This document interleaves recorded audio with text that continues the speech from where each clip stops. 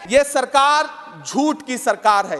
ये सरकार के जितने दावे हैं सब खोखले हैं। वो एक बार इनके एक नेता एक गांव में गए और उन्होंने गांव में कहा कि गांव वालों आओ, मैं तुम्हारी समस्याएं समाप्त करना चाहता हूं। गांव वाले इकट्ठा हो गए। नेताजी ने गांव वालों से कहा बताओ तुम्हारी दो समस्याएं बताओ, मैं दोनों समस्याओं का यहीं पे समाधान करूंगा। तो गांव वालों ने कहा साहब हमारी पहली समस्या है कि हमारे यहाँ कोई हॉस्पिटल नहीं है। तो नेताजी ने मोबाइल निकाला, कहीं फोन मिलाया और मिला के फोन पे पता नहीं क्या कुछ कहा कि यहाँ गाँव में हॉस्पिटल नहीं है, हॉस्पिटल तुरंत यहाँ हॉस्पिटल चाहिए। गाँव वाले खुश हो गए कि 1 मिनट में यहाँ हॉस्पिटल आ रहा है। अगली समस्या के बारे में उन्होंने नेताजी ने गांव वालों से कहा कि मैंने आपकी पहली समस्या समाप्त कर दी, दूसरी समस्या बताओ। तो गांव वालों ने कहा साहब इस गांव में कोई भी मोबाइल का नेटवर्क ही नहीं है। ये है इनके काम करने का तरीका, ये है झूठ बोलने का तरीका। आप अमीरों के कर्जे माफ कर रहे हैं, उद्योगपतियों के कर्जे माफ कर रहे हैं, और यहां स्थिति यह हो गई है कि जो मिडिल क्लास उसकी जो रोजमर्रा की जरूरत की चीजें हैं उस तक पर आपने जीएसटी लगा रखी है। किसान आत्महत्या करने को मजबूर हैं, ये सरकार उन पर क्यों बात नहीं करती? और आज बड़ी बड़ी बातें कर रहे हैं। मिडिल क्लास से आपका कोई रिश्ता नहीं। मिडिल क्लास तो आपसे कह रहा है कि मोहब्बत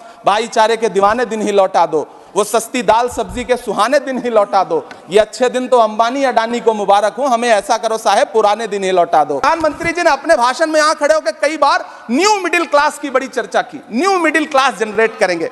लेकिन मैं तो यहां खड़ा होकर के सरकार से कहना चाहता हूं कि न्यू मिडिल क्लास का जुमला अपने पास रखिए। यह बताइए कि जो पुराना मिडिल क्लास है उसके साथ आप कैसा व्यवहार कर रहे हैं। आज उसकी स्थिति क्या है? आप फिल्में टैक्स फ्री करते हैं लेकिन स्टूडेंट्स के प्रतियोगी परीक्षाओं के फॉर्म की फीस नहीं माफ कर सकते। अरे ये फिल्में टैक्स फ्री करने वाले लोग कफन तक पर जीएसटी लगा रहे हैं और ये गरीबों की बात करते हैं। साल के इनके वायदे हैं, मैं उनके बारे में बात करूंगा। वायदों से ज्यादा इनके नारों पर बात करूंगा। पहला नारा था बहुत हुई महंगाई की मार, अब की बार मोदी सरकार। आइए इस नारे की समीक्षा करते हैं। पेट्रोल डीजल गैस ये तो बड़ी बड़ी बातें हैं। आटा चावल दूध दही पनीर छाछ सब चीज पे जीएसटी। आज प्रधानमंत्री जी कह रहे थे सबका साथ सबका विकास। ये कैसा सबका साथ सबका विकास है कि मौलाना आजाद नेशनल फेलोशिप आपने बंद कर दी, आपने माइनॉरिटी डिपार्टमेंट का बजट घटा दिया। आप कह रहे हैं सबका साथ सबका विकास। आप बात करते हैं बेटी बचाओ बेटी पढ़ाओ। हमारी आंखें हाथरस से लेकर कठुआ से लेकर के और देश की जंतर मंतर की सड़क वो देख रहे हैं जो हमारी ओलंपिक पदक लाने वाली बेटियों को प्रधानमंत्री की चौखट पे अपना मेडल रख देना पड़ा। झील में पानी बरसता है हमारे देश में,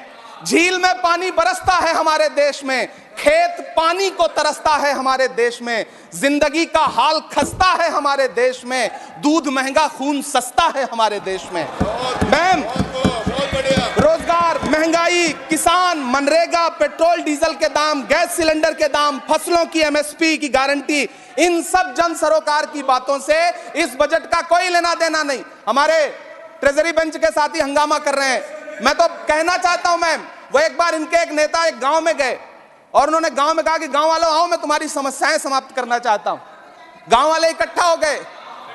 नेताजी ने गांव वालों से कहा बताओ तुम्हारी दो समस्याएं बताओ, मैं दोनों समस्याओं का यहीं पे समाधान करूंगा। तो गांव वालों ने कहा साहब हमारी पहली समस्या है कि हमारे यहाँ कोई हॉस्पिटल नहीं है। तो नेताजी ने मोबाइल निकाला, कहीं फोन मिलाया और मिला के फोन पे पता नहीं क्या कुछ कहा कि यहाँ गांव में हॉस्पिटल नहीं है, हॉस्पिटल तुरंत यहाँ हॉस्पिटल चाहिए। गांव वाले खुश हो गए कि 1 मिनट में यहाँ हॉस्पिटल आ रहा है। अगली समस्या के बारे में उन्होंने नेताजी ने गांव वालों से कहा कि मैंने आपकी पहली समस्या समाप्त कर दी, दूसरी समस्या बताओ। तो गांव वालों ने कहा साहब इस गांव में कोई भी मोबाइल का नेटवर्क ही नहीं है।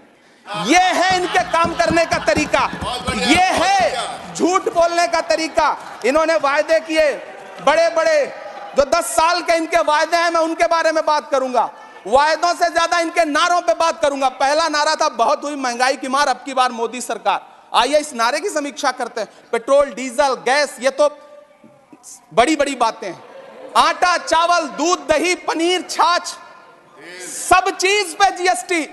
अरे ये फिल्में टैक्स फ्री करने वाले लोग कफन तक पर जीएसटी लगा रहे हैं और ये गरीबों की बात करते हैं।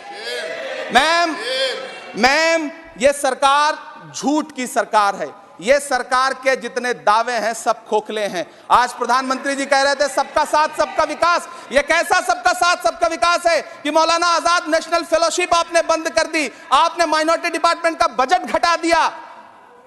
आप कह रहे हैं सबका साथ सबका विकास। आप बात करते हैं बेटी बचाओ बेटी पढ़ाओ।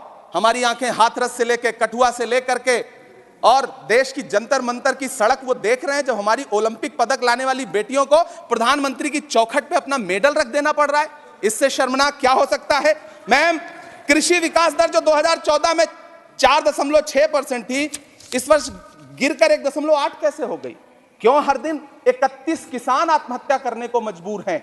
ये सरकार उन पर क्यों बात नहीं करती? कीमत तो बहुत बढ़ गई शहरों में धान की, लेकिन विदा ना हो सकी बेटी किसान की। मौका मिला तो लोगों ने कुर्सी के वास्ते तस्वीर ही बिगाड़ दी हिंदुस्तान की, और आज बड़ी बड़ी बातें कर रहे हैं। मैं यहां पर आपसे खड़ा होकर के मैं अंत में इतना कहना चाह रहा हूं कि वित्त मंत्री जी ने बजट में ट्रेनों के डिब्बे को वंदे भारत कोच में बदलने का एक प्रस्ताव रखा अपने भाषण में।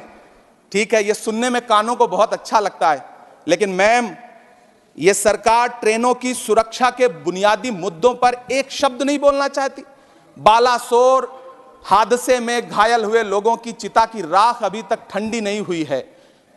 वंदे भारत के वीडियो पोस्ट करने वाली ये सरकार कभी भारत की जनरल डिब्बों की, रेलवे के स्लीपर क्लास डिब्बों की वीडियो अगर पोस्ट करे ट्विटर पे तब समझ में आए।